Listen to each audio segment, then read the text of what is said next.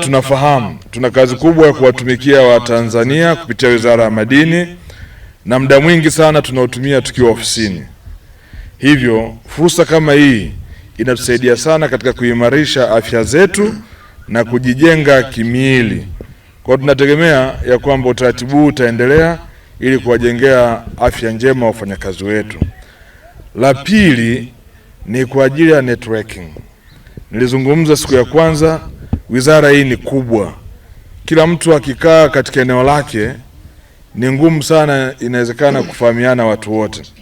Lakini kupitia michezo ni rahisi sana kuweza kufahamiana na vile vile tukaimarisha ushirikiano wetu wa kitaasisi.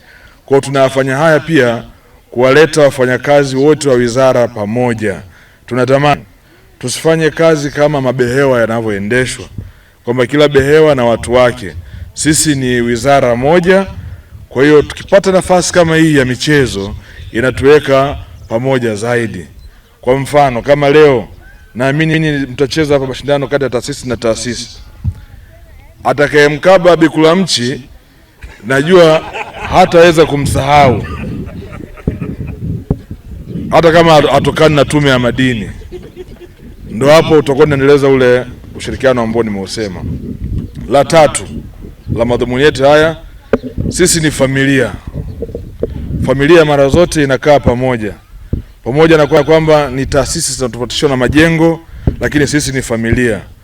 Kwa madhumuni ya kuwa na mabonanza kama haya ni kuileta familia pamoja. Leo mtapata nafasi ya kuzungumza. Sio lazima mzungumze masuala ya kikazi tu. Kuna masuala mengine pia ya kijamii, mnaweza mkabadilishana mawazo hapa. Ikawa ni sehemu ya kuijenga hii familia moja. Na haya ndio madhumuni makubwa ya uanzishwaji wa bonanza hili.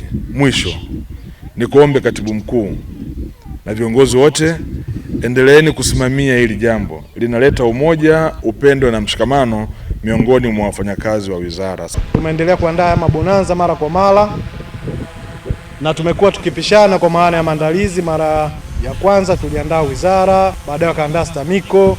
Bonanza la leo wameandaa Tume ya Madini na taasisi zote zimealikwa. Kwa Mheshimiwa Waziri, huu ni mwendelezo ambao tutahakikisha kwamba unaendelea kufanyika hivi ili tuweze kutimiza ile azma ambayo umekuwa ukitueleza kila siku, miili yetu kuwa fiti kwa ajili ya kuitumikia Jamhuri ya Muungano wa Tanzania.